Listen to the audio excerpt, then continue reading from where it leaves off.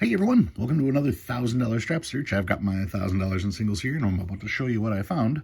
But before I do, let's talk about this week's tip.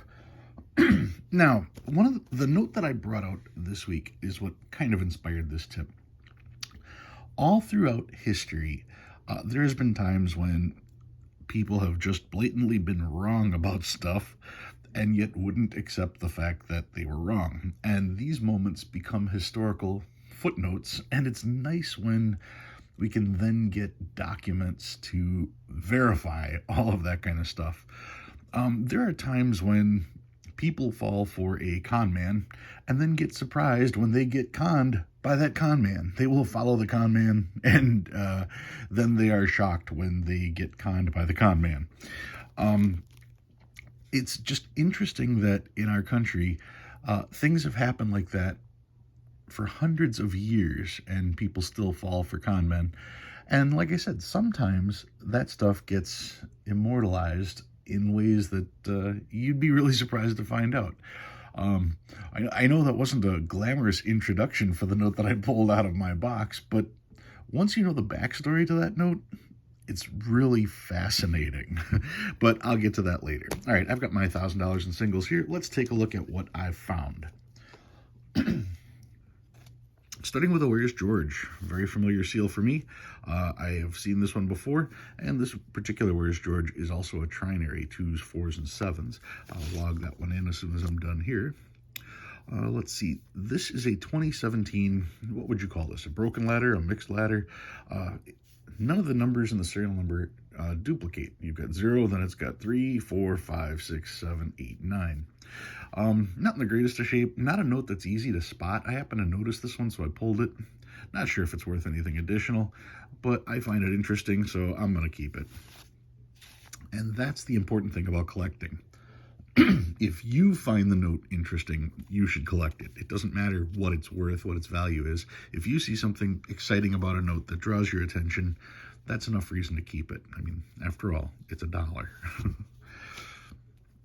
All right, I've got some birthday notes. This one would be, what would that be? October 25th, 1981. It's got some writing on it. 1918 birthday note from June 12th, 1918, or the 6th of December, 1918. Found another birthday note. This one would be April 19th, 1948. And then we get to the trinaries. This one's 2s, 3s, and 8s. 0s, 1s, and 8s. 2s, 3s, and 5s. Got a little bit of a counter stamp on there. 1s, 7s, and 8s. 0s, 2s, and 5s. 0s, 6s, and 7s. And then quads. This one has quad 4s. Quad 6s with a 5th. Quad 6s with a 5th as well, and it's a trinary, 1s, 5s, and 6s. This one actually has 5 3s in a row, so that's kind of neat, seeing 5 of a kind in a row like that. This one is a trinary, 0s, 2s, and 5s. It has 1, 2, 3, 4, 5 5s in a row, and it has the 6th. So 5 in a row, 6 of a kind, trinary. That's pretty cool. That's something you don't get every day. Would have been really nice to have one 30 notes later, because that would have been 0, 5, 5, 5, 5, 5, 5, 5. But beggars can't be choosers. You take what you find. Did find some stars. 2017 A star, 2017 star. Check your stars to see if they're filled. I've got the one, and I'm going to see what I can make of that particular one. 2017 as well. 2017. 2013. Here's a 2013 B, so that has a possible shot at being one of the duplicate notes. Older star note, 2006 star.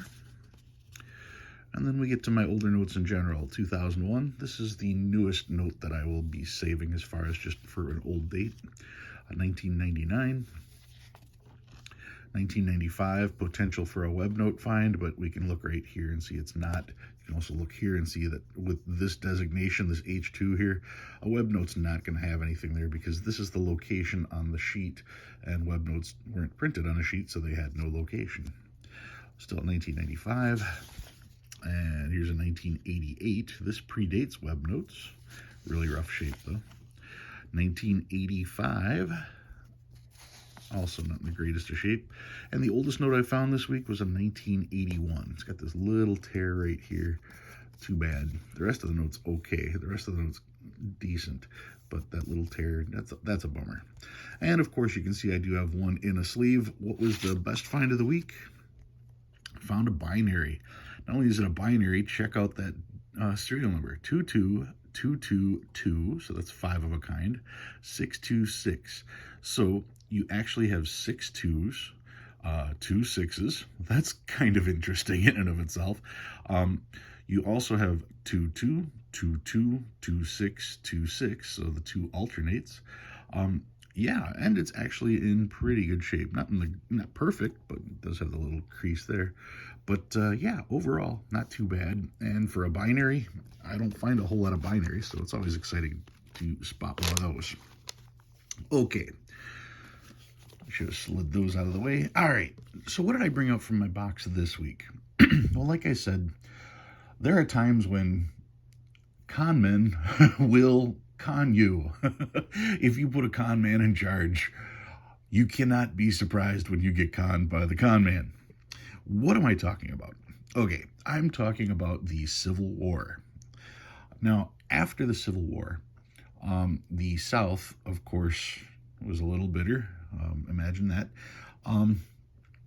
And they weren't as accepting of United States currency.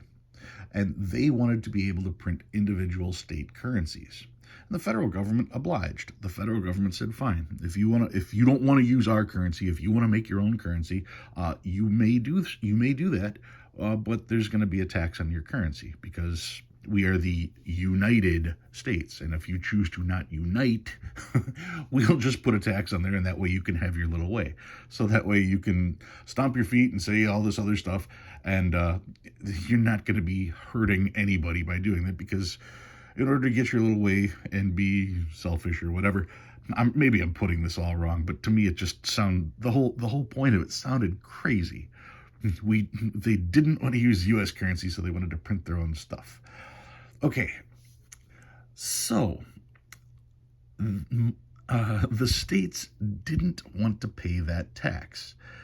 And whenever there are schemes to get around paying tax, I just shake my head, because if you want to be an American citizen, the fee to being a citizen is tax. Okay, you should be proud to pay that tax, because that tax is what makes you a U.S. citizen. Without tax revenue, there is no government. Without the government, there is no U.S. I don't know how many times I have to say that. So as much as we hate the thought of paying taxes, taxes is what makes us the country. So what am I getting at? Well, like I said, in Louisiana, for instance, they decided what they were going to do is, rather than have their own state currency and have to pay tax on that, oh no, they had someone come up with this idea. And the idea was, we're not going to have a state currency. We're going to issue bonds. And they came up with these. The State of Louisiana Baby Bond, okay? These were used as currency, and but they were technically bonds. You can see United States of America bond of the state of Louisiana, $5, payable to bear January, can't see the date, 1886, or sooner, at the pleasure of the state, at the office of the Treasury of the state, with interest as per coupons right here. So here are the coupons. You'll see that this bond was purchased for $5, and interest was paid 7.5 cents, payable February 1st, 1886. Well, I should start at the bottom. 7.5 cents payable August 1st, 1884. Another 7.5 cents payable February 1st, 1885. Another 7.5 cents payable August 1st, 1885. Let's see. So each of these, as the interest was paid, you would the bank would cut this off and pay you the interest on these. At least that was the thought process, because this was designed by Edward Bunker. It's his signature that's on it right here. Edward Bunker's signature on this particular note. And Edward Bunker came up with this way to not have to pay tax. Imagine that. Okay, Edward Bunker figured out a way to skirt the law. Okay, and everybody literally bought into this. So these were being used as currency. The thing is, when you basically accept help from a shady character, you can expect shady things to happen. You see, Edward Bunker not only came up with this idea and put these in play, he printed an extra $300,000 worth of these that were basically forgeries. And he ran off with these to South America. So he basically stole $300,000 and in the process pretty much destroyed the value of all of these, because there was no way of telling which ones were legitimate and which ones were fraudulent. In other words, when you follow the lead of a con man, don't be surprised when you get conned. So yeah, now, like I said, these are a really interesting part of history when you listen to the story about them. But as far as value, other than the story, there's not a whole lot of value to them, because, like I said, there's no way of knowing which ones are real and which ones were fake. Yes, they are numbered, but if you find two with the same number, are those both fakes? Is one a fake? Is one real? Obviously, they both can't be real, but there's no telling. So yeah, as far as value, these are neat things to have, neat things to tell the story with, but not a whole lot of value. They are interesting when you check out the back. This bond is issued under the provisions of the Constitution of the State of Louisiana, adopted in 1879, and of Act 104, approved April 10th, 1880. And you can see it looks like there was a total of 11 coupons that could be clipped. And most of these notes are still going to have at least 4 of these left, because when you look, this is, what is it, August 1st, 1884, and by, before that time, the whole scheme had been found out. So that's why you're going to find so many of these that are still unredeemed. But yeah, trying to skirt the law created this 1880s piece of currency history that I am fascinated with. It's a beautiful piece, but yeah, it's not really worth a whole lot. And it's pretty much a tribute to what happens when you follow a con. Hopefully we've learned something from the 1880s. Time will tell. All right, guys, that's what I've got for you this week. My 1880 $5 Louisiana State Baby Bond. If you learned anything this week, go ahead and hit that like button. If you like what you see and you want to see more, please subscribe. I love reading all your comments. Thanks for watching. I'll see you next week.